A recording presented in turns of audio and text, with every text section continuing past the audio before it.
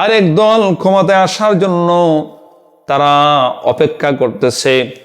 ওই দলের চেয়ারম্যান সে বলতেছে যে ৬৪,০০০ বর্গ মাইলের মধ্যে ৬৪,০০০ মানুষের জাতির পিতা হবে আমার বাবা। নাউজুবিল্লাহ। অথচ আল্লাহ পাক রব্বুল আলামিন পবিত্র কোরআনের মধ্যে ঘোষণা দিয়েছেন, মিল্লাতা আবিকুম ইব্রাহিম হুয়া সাম্মাকুমুল মুসলিমিন।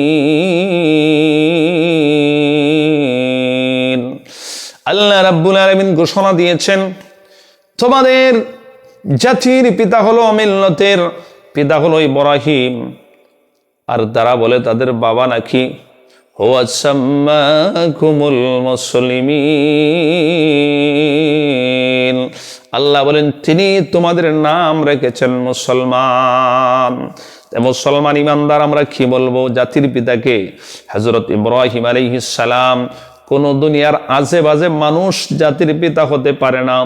যদিও মানুষ দাবি করে, সেটা কখনো গ্রহণ করা যাবে না, কারণ কোরআনে পাকের সাংঘর্ষিক হয়ে যায়। যারা কোরআনের পাকের সাংঘর্ষিক যে কথা হয় যারা বলবে, তারা তো কোরআনে পাকের প্রতি অবিশ্বাস করলো, অবহেলা করলো।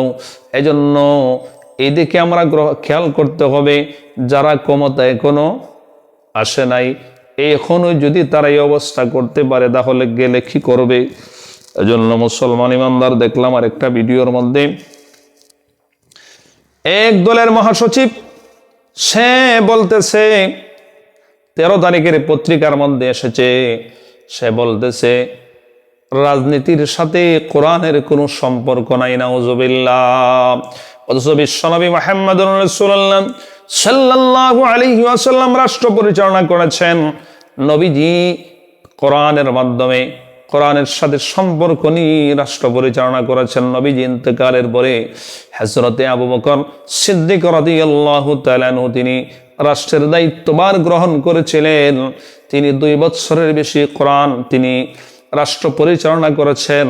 তিনি যখন রাষ্ট্র পরিচালনা করেছেন তখন হযরত ওমর রাদিয়াল্লাহু তাআলা আনহু ছিলেন চিফ জাস্টিস, যাকে প্রধান বিচারপতি বলা হয়।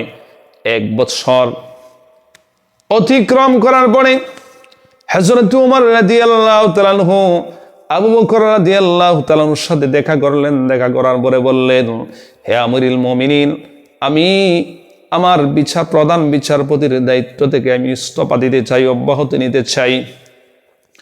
হযরত আবু বকর সিদ্দিক রাদিয়াল্লাহু তাআলা মনে করলেন যে ওমর তো রাগী মানুষ, মনে হয় কারো সাথে কোনো ভাবে কথা কাটাকাটি হয়েছে, বা রাষ্ট্রের কোনো লোক মনে হয় ওনার সাথে বেয়াদবি করেছে। তখন আমিরুল মুমিনিন হযরত আবু বকর সিদ্দিক রাদিয়াল্লাহু তাআলা বললেন, কেউ কি আপনার সাথে কোনো তর্কে লিপ্ত হয়েছে বা কোনো বেয়াদবি করেছে? বলে না। আপনার কারণ কি? শেষ পর্যন্ত হযরত ওমর রাদিয়াল্লাহু তাআলা বললেন যে, ও খলিফাতুল মুসলিমিন, আপনি কোরআন দিয়ে রাষ্ট্র পরিচালনা করেছেন, এজন্য 1 বছরের ভিতরে আমি প্রধান বিচারপতি থাকা অবস্থায় একটা মামলাও আমার কাছে আসেনি। সুবহানাল্লাহ। তাই আমাদের মুসলমানদের বিচার হবে কোরআন দিয়ে। এখন এই যে ব্যক্তি বলবে যে রাজনীতির সাথে কোরআনের কোনো সম্পর্ক নাই, সে হলো মুরতাদ। তাকে ফাতহুল কাবীরের মধ্যে সিয়াসত রাজনীতি এক বিষয় নিয়ে আলোচনাই করা হয়েছে। যারা বলবে ইসলামে কোনো রাজনীতি নাই, কোরআনের সাথে কোনো রাজনীতি নাই, তাদের কোনো কি হবে না, তারা হলো মুরতাদ, তার ঈমানই চলে যাবে। এজন্য মুসলমান ঈমানদার আসলে হযরত নবী করিম সাল্লাল্লাহু আলাইহি ওয়াসাল্লামের জামানায় হযরত আবু বকর সিদ্দিক রাদিয়াল্লাহু তাআলা আনহু তিনি নবীজির ইন্তেকালের পর রাষ্ট্র পরিচালনা করেছেন। হযরত আবু বকর এর ইন্তেকালের পর হযরত উমর রাদিয়াল্লাহু তাআলা আনহু 11 বছরের মতো 10.5 বছরের উপরে তিনি রাষ্ট্র পরিচালনা করেছেন। হযরত উমর রাদিয়াল্লাহু তাআলা আনহু এমনই ছিলেন যে শয়তান পর্যন্ত ভয় পাইত। হযরত উমর যে রাস্তা দিয়ে চলতেন ওই রাস্তা থেকে শয়তানও পলায়ন করত। একবার আল্লাহর নবী মুহাম্মদুর রাসূলুল্লাহ সাল্লাল্লাহু আলাইহি ওয়াসাল্লাম তিনি রাস্তা দিয়ে যাচ্ছেন, একজন হাবশী মহিলা সে দোয়াব বাজাইতেছে আর গান গাইতেছে। নবীকে লক্ষ্য করছে, এরপরে সেটা বন্ধ করে নাই। কিছুক্ষণ পরে হযরত আবু বকর সিদ্দিক রাদিয়াল্লাহু তাআলা বের হলেন, নবীজির কাছাকাছি গেলেন। হযরত আবু বকর দেখতে পেলেন নবী কিন্তু শুনতেছে, নবী কিন্তু দাঁড়ায় রয়েছেন। হযরত আবু বকর নবীজির সঙ্গে, ওই মহিলা কিন্তু সে গান গাইতেছে, দফ বাজাইতেছে। শেষ পর্যন্ত এর কিছুক্ষণ পরই নবী লক্ষ্য করলেন যে ওই মহিলা তার দফ বাজানো বন্ধ করে তার যে সামগ্রী ছিল এটা সে লুকায় রাখার চেষ্টা করছে। হযরত নবী করিম সাল্লাল্লাহু আলাইহি ওয়াসাল্লাম আশ্চর্যান্বিত হলেন যে কারণ কি, আমি আসলাম মহিলা বন্ধ করলো না। হযরত আবু বকর আসলো, তখনও সে বন্ধ করে না, এখন ব্যাপার কি? ওইদিকে নবী তাকাইতে দেখতে পেলেন যে হযরত ওমর চলে আসছেন। নবীজি মুস্কি হাসলেন। হযরতে ওমর রাদিয়াল্লাহু তাআলা আনহু নবীজির মুস্কি হাসা দেখে তিনি বললেন যে আলহামদুলিল্লাহ, আল্লাহ পাকের শুকরিয়া যে আমি আমার নবীকে মুস্কি হাসা দেখতে পেরেছি। হযরত আবু বকর সিদ্দিক রাদিয়াল্লাহু তাআলা আনহু তিনিও একটু টের পেয়ে গেলেন। শেষে নবী করিম সাল্লাল্লাহু আলাইহি ওয়াসাল্লাম বললেন যে ওমর, তুমি এসেছো। আমি শেষ পর্যন্ত হযরত ওমর রাদিয়াল্লাহু আনহু বলতেছেন, ও আল্লাহর নবী, আপনি হাসলেন কেন? হাসার কারণটা কি আমাকে বলেন। নবী করিম সাল্লাল্লাহু আলাইহি ওয়াসাল্লাম বললেন, আমি যখন রাস্তা দিয়ে বের হলাম ওই মহিলাটা দফ বাজাইতেছে, গান গাইতেছে, কিন্তু দেখা যায় না বন্ধ করে নাই। আবু বকরও আসছে আমার সাথে, এরপর ওই মহিলা বন্ধ করে নাই। হঠাৎ করে দেখলাম মহিলা বন্ধ করে, তখন আমি ওই দিক দিয়া তাকাইলাম, তুই উমরকে দেখলাম, সঙ্গে সঙ্গে সে বন্ধ করে ফেললো।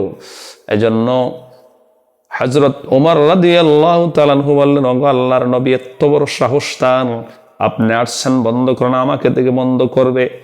এটা তো হয় না। তখন হযরত নবী করিম সাল্লাল্লাহু আলাইহি ওয়াসাল্লাম বললেন যে ও ওমর, এখন শয়তান চলে গেছে, এতক্ষণ শয়তান ছিল, এখন শয়তান চলে গেছে। কারণ যেই রাস্তা দিয়ে ওমর চলে ওই রাস্তা দিয়ে শয়তান চলতে পারে না।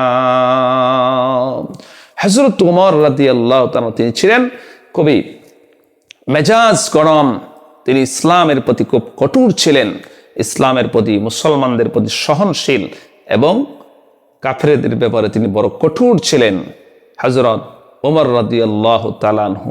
এজন্য মুসলমান ইমানদার, কিছু মানুষ আছে রাজনীতিকে ব্যবহার করে সে আবার ক্ষমতার মধ্যে আসে, ক্ষমতার মধ্যে আসার পরও মানুষ উল্টা পাল্টা বলে। এজন্য আমরা যদি ইসলামিকভাবে যারা প্রার্থী হবে আমরা তাদেরকে ভোট দেব, আর যেগুলা পাঁচ পূজারকে রাষ্ট্রের ক্ষমতার ভোট দেওয়া মানে তাকে সাহায্য করা, এগুলা থেকে আমরা বিরত থাকব। এজন্য মুসলমান ইমানদার, আল্লাহ রাব্বুল আলামিন আমাদের সকলকে যেন এই ইমানদার হিসাবে আমরা একজন ভালো শাসককে দিতে পারি, সেই তৌফিক দান করেন। ওয়া আখিরু দাওয়ানা আনিল হামদুলিল্লাহি রাব্বিল আলামিন।